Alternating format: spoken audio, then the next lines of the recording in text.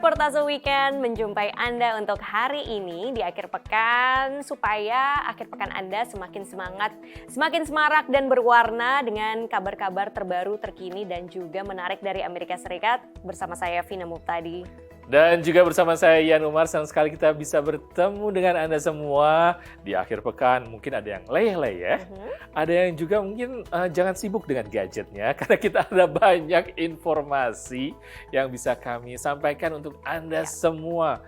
Dan kalau misalnya di hari Minggu dan bertepatan dengan liburan itu paling top banget kayaknya, apalagi namanya liburan panjang. Di Amerika, fall atau musim gugur itu biasanya banyak banget liburan, termasuk salah satu liburan favorit saya, Halloween. Pakai kostum nggak? Anak-anak saya iya, bukan saya ya, tapi anak-anak yang umurnya masih 10 tahun ke bawah sudah siap. Setiap tahun kostumnya ganti-ganti, kadang-kadang Moana, Frozen, sekarang lagi ada yang pengen jadi Rapunzel. Ya udahlah ya, pokoknya bikin mereka happy. Terus mereka akan keliling-keliling dari rumah ke rumah untuk minta permen. Memang yang buat saya senang sekali kalau Halloween itu adalah kostumnya. Semua orang kreatif di sini, macam-macam. Karena kita kadang-kadang harus nebak, kamu jadi apa sih kostum ini? Jadi kita harus agak berpikir sedikit. Ada yang juga obvious jadi misalnya seorang tokoh atau juga jadi seorang hantu beneran. Nah itu memang juga dari tradisi di Halloween. Apapun itu yang mau ikutan Halloween ya silakan, pilihannya sendiri. Yang penting fun untuk berkostum. Dan tentunya di Reportase Weekend ada banyak sekali informasi yang akan kami sampaikan. Antara lain, Albuquerque International Balloon Fiesta disebut sebagai acara balon udara terbesar di dunia dengan total lebih dari 600 balon udara dan 700.000 pengunjung selama 9 hari. Pengunjung datang ke lokasi sejak pukul 4.30 pagi menunggu balon udara lepas landas ramai-ramai saat matahari terbit. Menjadi pendidik adalah cita-cita Sinta Herwantoro Hernandez sejak kecil. Diaspora Indonesia yang tinggal di Amerika sejak kecil. Memilih berkarya di community college, institusi pendidikan pasca sekolah menengah terjangkau, ia kini menjabat dekan kampus virtual di Montgomery College, Maryland. Kaktus adalah tanaman berduri yang mendominasi gurun di negara bagian Arizona. Seperti kaktus prickly pear di gurun Sonora. Buah kaktus pear berduri ini ternyata dapat dimakan, baik mentah ataupun diolah menjadi beragam jenis minuman seperti sirup yang ternyata berkhasiat menyembuhkan penyakit.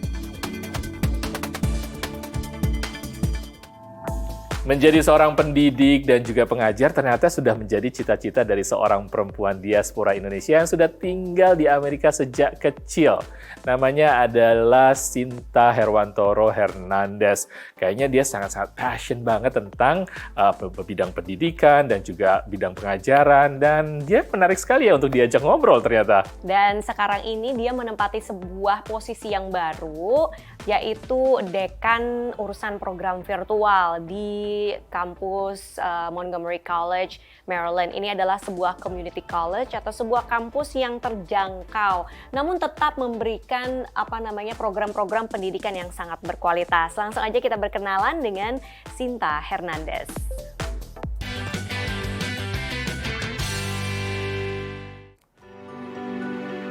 And in fact, I remember when we lived in a very small apartment in Langley Park, Maryland, I would line up all of my teddy bears and just pretend like I was teaching them. So I knew from there I wanted to go into education. I wanted to make a difference in the world by making the next generation better, smarter, more productive. Berkiprah di dunia pendidikan memang sudah menjadi cita-cita diaspora Indonesia ini sejak kecil. My name is Sinta Herwantoro Hernandez. I am the founding dean of the virtual campus at Montgomery College, and we are located here in Montgomery County, Maryland. Sinta Herwantoro Hernandez mulai mengajar sosiologi 15 tahun lalu di Montgomery College, Maryland. Dan sejak awal 2022, ia menjadi dekan kampus virtual pertama yang bertanggung jawab atas semua kegiatan akademis yang dilakukan secara daring. Sebagai institusi pendidikan pasca sekolah menengah yang terjangkau, Community College tempat Sinta bekerja memberikan akses pendidikan lebih luas bagi berbagai kelompok komunitas. Pilihan Sinta ini amat diapresiasi oleh gadis Arifia, diaspora Indonesia yang juga mengajar di Montgomery College. Jadi dia bisa sangat sukses di luar kalau dia mau, tetapi dia memilih untuk menjadi bermakna untuk justru di 60% rakyat Amerika Serikat yang memang imigran dan memang middle class dan memang ingin maju dan mempunyai cita-cita besar. Dedikasi dan peranan Sinta dalam dunia pendidikan, khususnya pengajaran daring, membuatnya terpilih menjadi satu dari 50 pemimpin perempuan negara bagian Maryland oleh organisasi Women We Admire. Trying to move forward virtual education to a place in society that is different and more innovative than it was before. Because higher education, colleges and universities, it is very competitive. So we are always thinking about ways to make things different, to make things better, and to have more of an impact on our students' lives. Sebagai anak keluarga imigran yang pindah ke Amerika sejak usia 1 tahun mengikuti ayahnya yang melanjutkan kuliah, keberhasilan ini memberi kebanggaan bagi sesama akademisi, termasuk Michael Mills, atasan Sinta di Montgomery College. It just demonstrates to young women at Montgomery College that anything is possible, and they just have to dedicate themselves to hard work, and they can go wherever they want to go. Melalui program Pedagogy Fellowship yang dirintis Sinta bersama Michael sejak 5 tahun lalu, Montgomery College merintis kerjasama dengan sejumlah institusi pendidikan di dalam dan luar AS, termasuk dengan Universitas Bina Nusantara di Indonesia. And we're very excited to be able to impact the students in Indonesia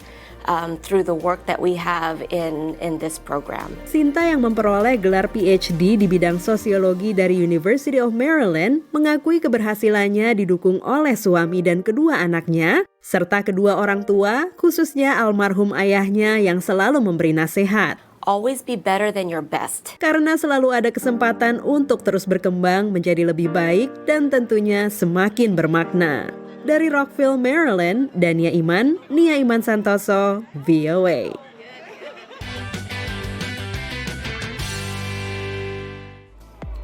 Hebat dan salut banget sama Sinta yang juga terpilih sebagai salah satu dari 50 pemimpin perempuan terbaik di Maryland. Sebuah prestasi yang luar biasa dan ternyata hobinya untuk ngajar itu udah dari kecil ya. Suka main boneka-bonekaan, jadi ditata satu-satu pura-pura jadi murid, terus dia jadi guru. So cute. Dan community college ini memang cukup umum di Amerika pemirsa. Biasanya memang menjadi tujuan untuk kelas menengah dan juga para imigran, namun kualitas pendidikannya cukup bagus jika dibandingkan dengan universitas lainnya. Menarik sekali melihat karya dan juga karir dari Sinta Hernandez ini. Masih banyak cerita lainnya hanya ada di Reportase Weekend.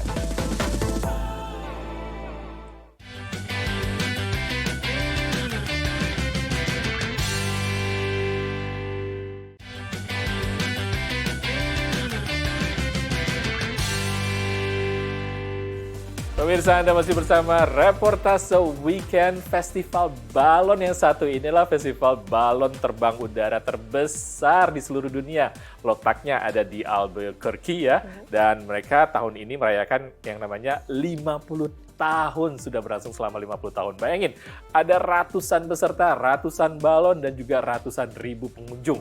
Dan salah seorang pengunjungnya adalah Naras, reporter VOA yang jauh-jauh datang ke sana karena katanya it's my dream, Mas.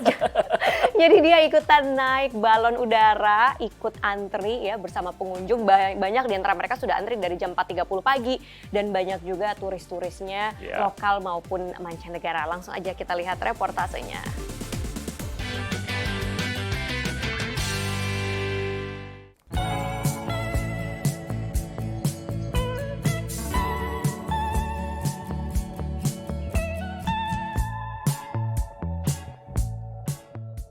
Sekarang kita lagi ada di udara sekitar 1.300 kaki. Nah, kita lagi naik balon udara sebagai bagian dari Balloon Fiesta di Albuquerque, New Mexico. Tahun ini Albuquerque International Balloon Fiesta masuk tahun ke-50. Dimulai dari tahun 1972 dengan 13 balon udara saja.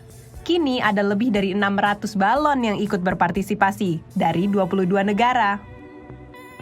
Balon-balon lepas landas dari lahan seluas 31 hektar. Balloon Fiesta di New Mexico adalah acara balon udara terbesar di dunia. We live kind of on the west side, so we see the balloons from our backyard pretty often, and she just loves them. Every morning she says, "Good morning, balloons!" So she was really excited to be here. It's always nice to be able to get up close to them. Keseruannya tidak hanya melihat balon-balon terbang, tapi ada juga kesempatan naik balon dengan harga tiket mencapai $600 atau 9 juta rupiah. Mark McSkimming adalah salah satu pilot yang ikut berpartisipasi di festival ini. Ia telah mengikuti acara tahunan ini selama 16 tahun. Mark punya pengalaman menjadi pilot balon udara selama 31 tahun dengan lebih dari 2.000 jam terbang.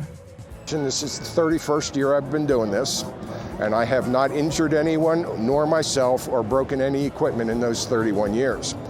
And that's not because I'm conservative, it's because I make wise decisions. Is it safe? There are still accidents, there are still injuries, the same way there are with any form of transportation.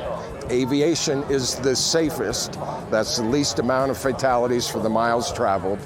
And out of all aviation, the safest is hot air ballooning.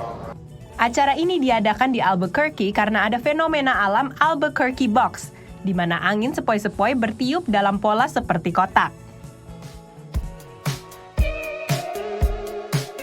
Nah, di sini juga banyak banget pilihan makanan dan kuliner-kuliner unik, tapi ada satu yang mencuri perhatianku, sate Indonesia. Indonesian Sate adalah satu dari 38 vendor makanan yang ikut di festival ini, menjual mie goreng, bakmi, rendang, dan tentunya sate. Ambrosius Nartapura yang juga dikenal sebagai Papa Sate asal Los Angeles, California, sudah beberapa kali jualan di festival ini. Karena saya selalu memperkenalkan diri saya sebagai bangsa Indonesia yang indah, yang harus dipromot tentang kulinernya, maka saya selalu memakai belangkon saya. Ya walaupun saya bukan orang Jawa, tapi inilah ciri khas dari orang Indonesia, bangsa Indonesia yang harus mempromosikan kulinernya. Khususnya adalah yang saya bikin adalah sate. Acara balon udara ini menarik lebih dari 600.000 penonton dari luar dan dalam kota Albuquerque selama total 9 hari. Dari Albuquerque, New Mexico, Naras Prameswari, Rere Wahyudi, VOA. Ngomongin soal tempat-tempat wisata di Amerika, ada banyak loh tempat wisata di Amerika. Kayak tadi kan memang sudah 50 tahun ya di festival balon udara itu. Nah, satu tempat lagi di Washington DC ada sebuah tempat wisata yang sudah berusia lebih dari ratusan tahun dan cukup bersejarah tempatnya. Dia adalah yang namanya kanal, yaitu C&O Canal, yang menghubungkan antara wilayah pegunungan di Maryland sampai ke kota di Washington DC. Menarik sekali melihat wisata atau situs wisata seperti ini, kita lihat dalam liputan berikut.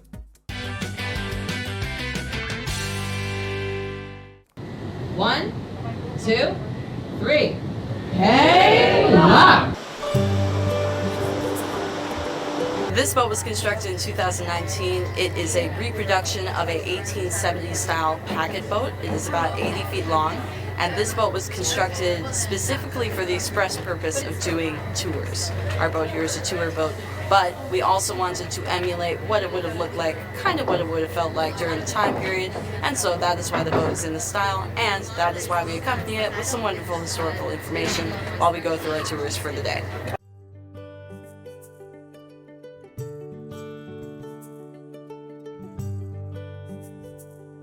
Jalur transportasi air ini beroperasi hampir 100 tahun sejak tahun 1831. Fungsinya sebagai pengangkut barang komoditi. Setelah lama tak berfungsi, pada tahun 1971, perahu di kanal menawarkan tur untuk turis. Namun harus berhenti pada tahun 2011 setelah perahu asli terakhir tidak layak dioperasikan. Pada tahun ini, perahu baru dioperasikan dan kembali menawarkan tur sejarah. Jalurnya dulu sepanjang 300 km menghubungkan kota Washington DC dan kota Cumberland di negara bagian Maryland. Yang yang disebut dengan CNO atau Chesapeake and Ohio Canal. Saat itu pengoperasian perahu ini ditarik oleh keledai yang berjalan di samping perahu dan selain dikendalikan oleh seorang kapten. Selain kapten, ada beberapa orang di atap yang bertugas membantu kapten mengatur gerakan kapal. That we have our crew members with the poles, and that is the same method that they would have used in the 1870s when these boats were being used for trade to keep the boat from hitting the side. Of course, when the mules pulled these boats, they would have done it primarily from one end, and that meant that it was important to have men and people on top of the boat who had those poles to keep the boat from butting into the side of the canal consistently, and they would kind of pull the boat along as the mule would tow the boat from the front. Wisata perahu CNO Canal berlangsung kurang lebih 1 jam dengan jarak tempuh sekitar 1 km pulang pergi. Operasional jalur wisata perahu yang bernama Georgetown Heritage ini dilakukan oleh lembaga nirlaba Georgetown Heritage bekerja sama dengan CNO Canal National Historical Park. Well, I didn't know that this had been here since the 1700s, and that it was built, and I don't know. It was fascinating that the way they described the area and how it hasn't changed that much in all of the years, and it's just such a beautiful historic area anyway. Dari Georgetown, Washington DC, Ronan Zakaria, Alam Burhanan, dan Irfan Ihsan. Sampai jumpa di episode 5 Kilo VOA berikutnya.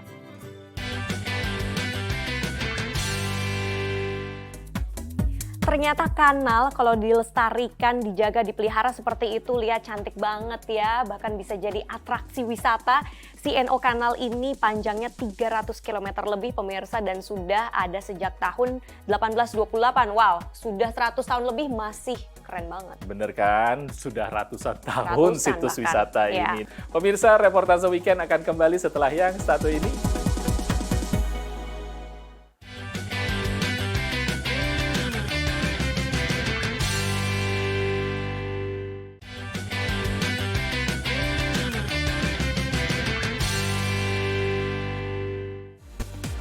Halo pemirsa, welcome back ya di Reportase Weekend dari Amerika Serikat. Amerika nggak cuma ada perkotaan kayak Washington DC ataupun New York yang sering kami hadirkan, tapi ada juga wilayah-wilayah gurun gitu yang jarang penduduknya, yang sangat kering tapi kaya dengan bioflora yang sangat unik. Yang banyak ditemukan di situ adalah kaktus yang ternyata bisa bernilai tinggi. Ya, ternyata tumbuhan kaktus ini kan kita ketahui memang banyak ditemui di daerah gurun ya. Kaktus itu ternyata punya buah pemirsa, ada buah-buahnya.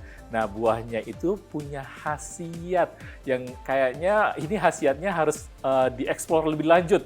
Bisa buat obat ini, obat itu, obat apa aja sih. Ternyata menarik sekali melihat proses dari pembuatan atau proses pembuatan sirup dari buah-buah dari kaktus ini. Kita lihat sirup dari kaktus prickly pear.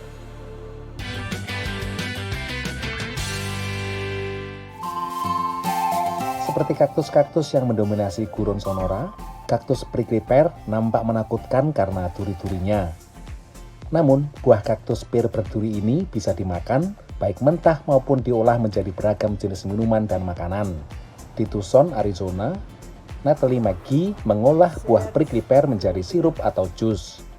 The season that we harvest is only in August and July. That's when the pears grow and we have to get them all, juice them and get it in the freezer. But we make like this all year round. Usaha kecil sirup pear berduri ini mulai ia tekuni sejak tahun 1991 setelah ia kembali ke kota ini dari Los Angeles, di mana ia lama meniti karir sebagai ahli bahasa isyarat. Berawal dari iseng membuat selai dari pear berduri yang ia jual di pasar kaget hasil pertanian. And Friday, Saturday, and Sunday, I introduced them to prickly pear. I was made a little product in my house, not knowing it wasn't something you should do, but I did. And then Monday morning came and my phone started ringing, and it has never stopped since. Because the little old folks says, gee, I'm diabetic and my sugar has come down. My cholesterol is down. They started saying, you have to make this for us.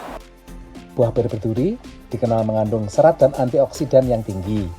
Dari beberapa hasil studi awal, ia juga ditengarai bisa menurunkan kadar gula penderita diabetes tipe 2 dan juga bisa mengobati kepala pusing akibat mabuk miras. Linda Anderson yang berusia 81 tahun dan menderita sakit ginjal kronis ini merasakan khasiatnya. Kept using it, and my kidney counts were staying very level. They weren't dropping at all, or I was feeling better. But I did tell my doctor that what I was taking after, and she says whatever works, just keep up what you're doing because it's working. Di ruangan kecil ini, Natalie mengawasi proses produksi sirup. Sebelum dituangkan ke dalam botol-botol, ia memastikan tingkat keasaman aman. 3.8, and I wait until it settles down. Then I write that number, and I be sure it's below 4.29, because 4.6 is deadly, and we don't want it anywhere near 4.6. Botol-botol jus ini kemudian dibawa ke ruangan sebelah untuk dilabeli oleh Chris Condy, anak muda suku asli Amerika yang dari kecil akrab dengan kaktus. It took me a long time to realize that this fruit has like a lot of properties, a lot of potential, a lot of benefits. And once my first year here, I learned everything I didn't know about it growing up. This is something I should have known. I feel bad about it. Harga satu botol sari kaktus murni ini dijual antara $27 sampai $57 tergantung ukurannya. Natalie menyanggah kalau harganya terlalu mahal.